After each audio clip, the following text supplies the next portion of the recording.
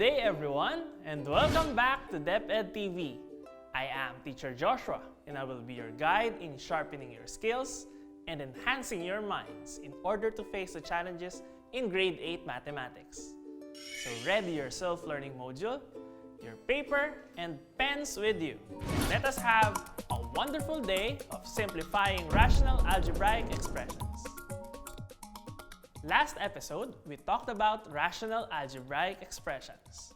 These are fractions whose numerator and denominator are polynomials, and the denominator is not equal to 0.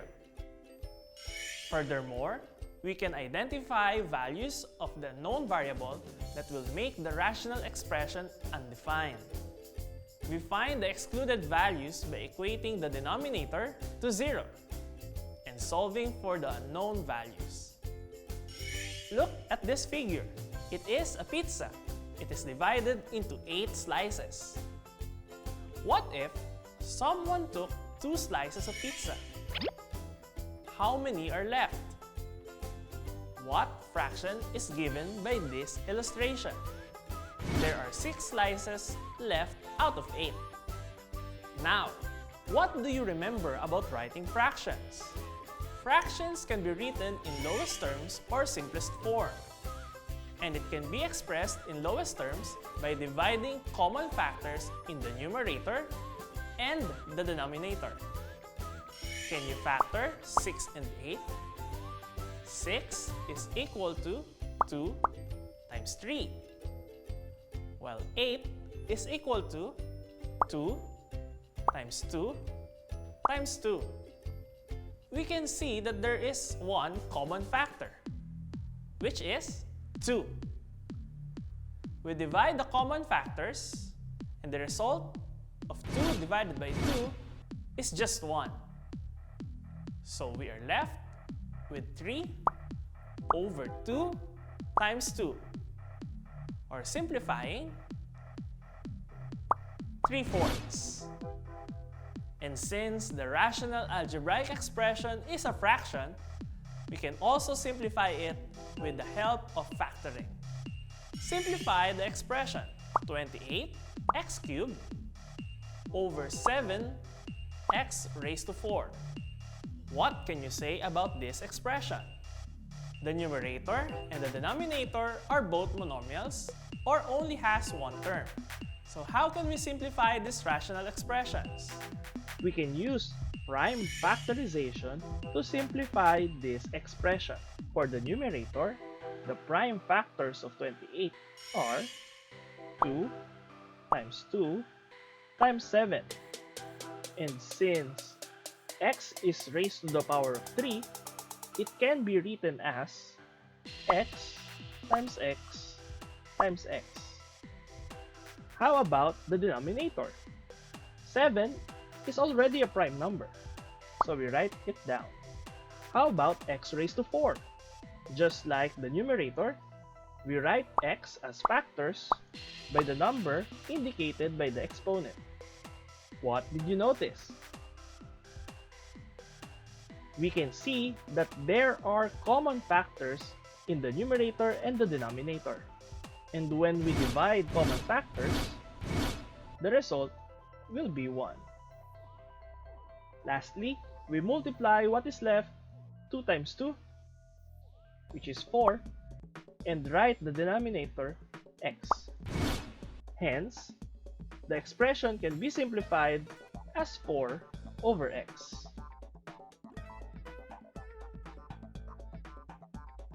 Now, write the expression 3x minus 12 all over 5x minus 20 in simplest form. Remember that we can use factoring in simplifying a rational expression. How can you factor the numerator and denominator? If you notice, the numerator has a greatest common monomial factor. The greatest common monomial factor of 3x minus 12 is 3. So how can we write the numerator in factored form? Divide the numerator by the greatest common factor 3. So the numerator is equivalent to 3 times the quantity of x minus 4. How about the denominator? The greatest common factor of the denominator is 5. Can you give the complete factored form of the denominator? It is 5 times the quantity x minus 4. Observe that the numerator and denominator have common factors. It is x minus 4. So dividing the common factor, what is the final answer? The simplest form of 3x minus 12 all over 5x minus 20 is equal to 3/5. Do you remember what relatively prime means? Look at this example. Simplify 2a plus 4 all over 3a minus 6. The numerator 2a plus 4 has a greatest common monomial factor of 2 and can be written as 2 times the quantity a plus 2. What is the greatest common monomial factor in the denominator? It is 3. So, the denominator can be written as 3 times the quantity of a minus 2. What did you observe? Do they have common factors? No, they do not. It means that the numerator and denominator are relatively prime. And if this happens, the given rational expression is already in its simplest form.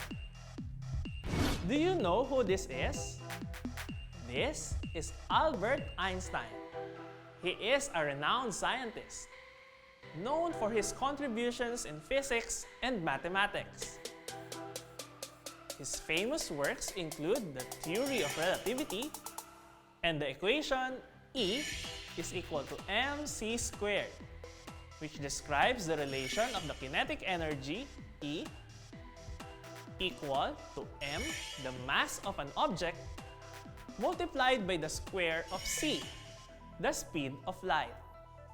One of his quotes also says that everything must be made as simple as possible, but not simpler. What do you think does it mean? Like fractions, if there are other means to show or represent these numbers, we can use its simplest form so it will be easier to understand. In real life, we seek for solutions to our problems, and we tend to go down the easy or the simple path. But life is not always a simple, straight path. It is full of twists and turns. There are instances that things cannot be reduced to something simpler because they may lose meaning or importance. We need to learn the basic and the complex so we can create meaning about the knowledge and skills that we learn. Now, let us try this example. Write the expression a cubed plus b cubed all over a squared minus b squared in its simplest form. Do you remember these polynomials? The numerator, a cubed plus b cubed, is a sum of 2 cubes, while the denominator is a difference of 2 squares. To simplify this, we need to remember how to write them in factored form, which we learned in our previous episodes.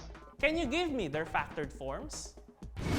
The factors of a sum of 2 cubes consist of a binomial factor and a trinomial factor. The binomial factor of this special product is the sum of its roots, a plus b.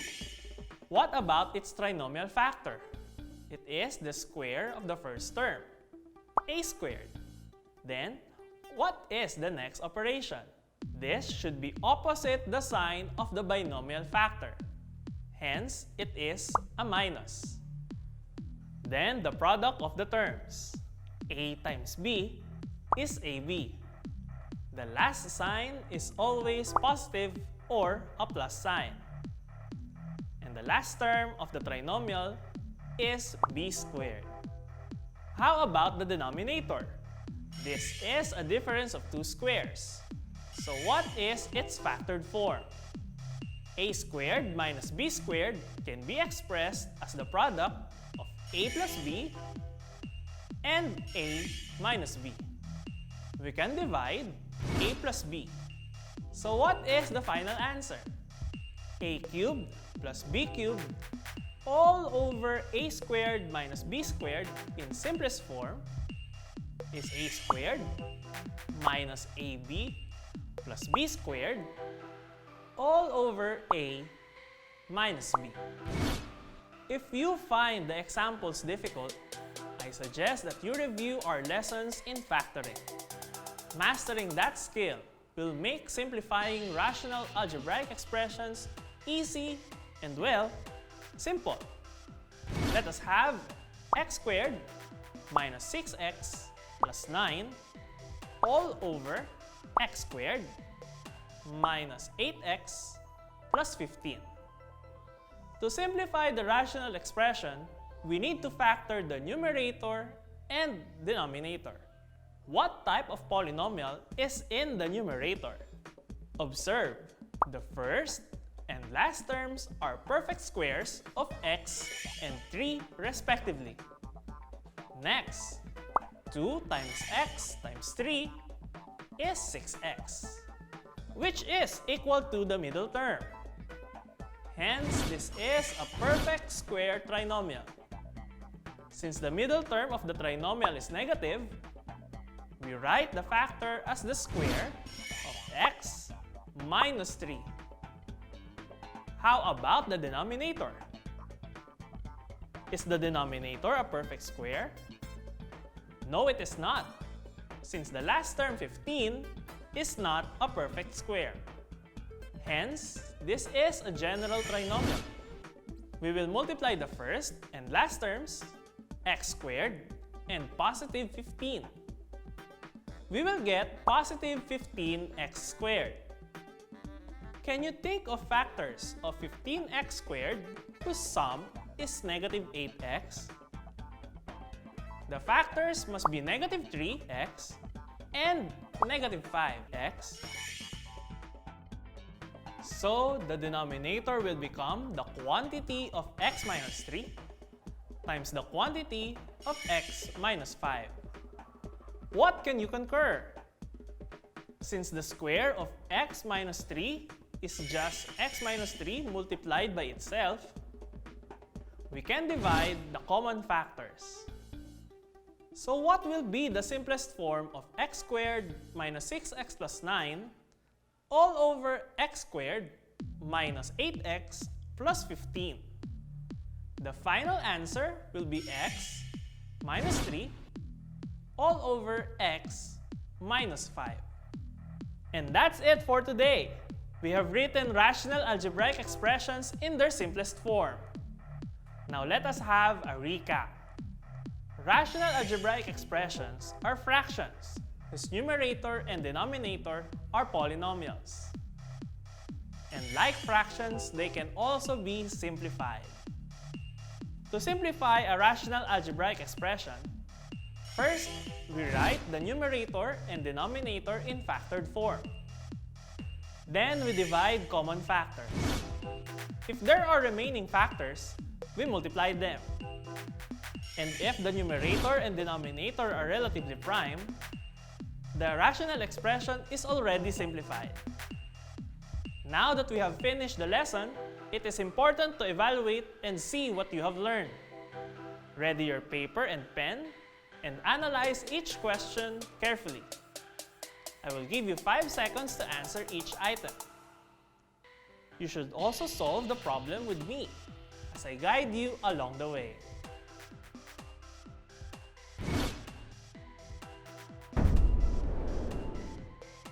Number 1.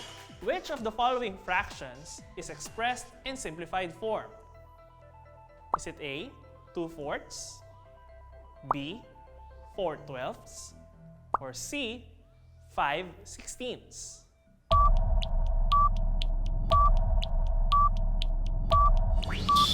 The correct answer is C, 5/16. Because 2/4 can be written as 1/2 and 4/12 is equal to 1/3. Number 2, which of the following is a rational expression in simplest form? A, 2y over 4x. B, x squared plus 1 all over x minus 1. Or C, x minus 1 all over x cubed minus 1.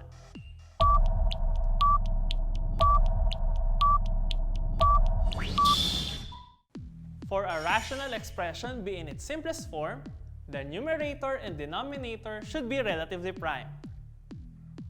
In letter A, both expressions are divisible by 2, thus can be further simplified as y over 2x.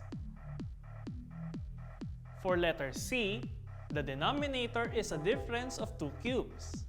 It will be x minus 1 all over the quantity x minus 1 times the quantity x squared plus x plus 1, which can be further simplified as 1 over x squared plus x plus 1. So we are left with B, x squared plus 1 all over x minus 1, and we are sure that this is in its simplest form, since the numerator is a prime polynomial.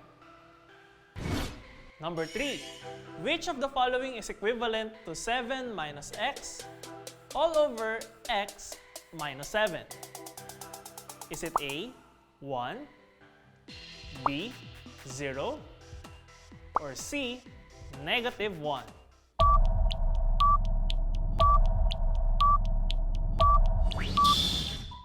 What did you notice with the numerator and denominator? Both show subtraction, but the terms are switched. We can rewrite the expression as negative x plus 7 all over x minus 7. Remember that we include the signs when we arrange the terms in a polynomial. Now, what can we do to simplify the expression? We can factor out negative 1 from the numerator. And we will have negative 1 times the quantity x minus 7 all over x minus 7. Then divide common factors. So what do you think will be the simplified form of this rational expression? It is C, negative 1. Number 4, write the rational expression 15x cubed y cubed over 20 x squared y squared in simplest form. Is it A, 3xy over 4, B, 3 over 4xy, or C, 3/4?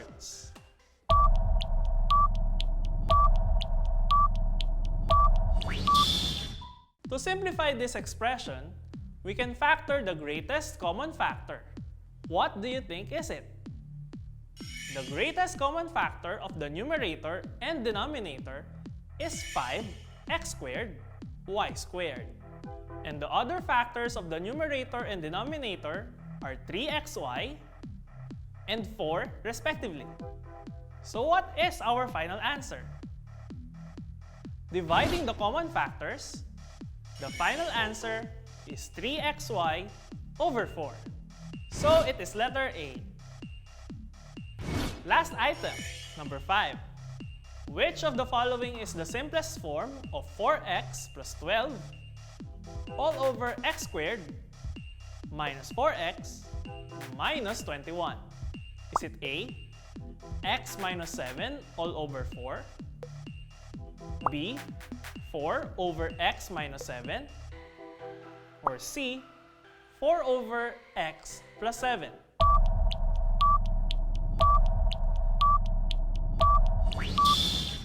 We can simplify this rational expression by getting the greatest common factor of the numerator and factoring the general trinomial in the denominator. The numerator can be expressed as 4 times the quantity of x plus 3. Quick tip! Sometimes when we factor polynomials in rational expressions, we stumble with pieces or parts of the whole solution.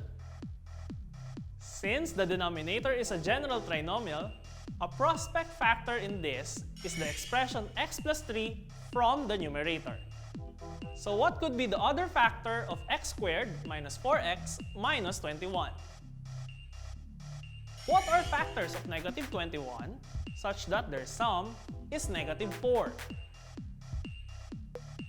The factors must be positive 3 and negative 7. So the denominator is the quantity x plus 3 times the quantity of x minus 7. Which of the choices is the correct answer? We divide the common factors x plus 3, and we will be left with 4 over x minus 7. So the correct answer is letter B. Did you get the exercise? Very good.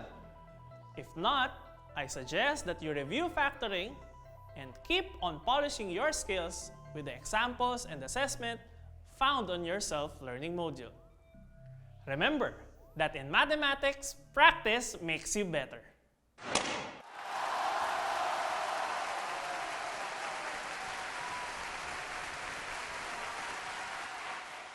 I hope that you have learned a lot in our episode today. Note that rational algebraic expressions are just fractions.